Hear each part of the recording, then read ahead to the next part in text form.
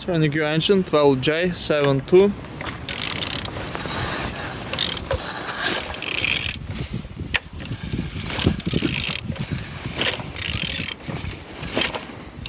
Turning good.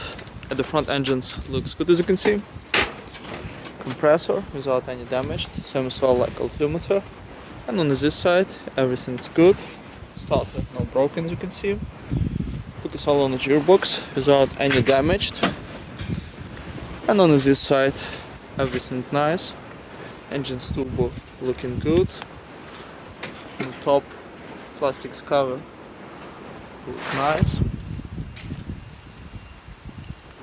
On the bottom oil sump without any cracks, no leaks. And turning your engine 12J172.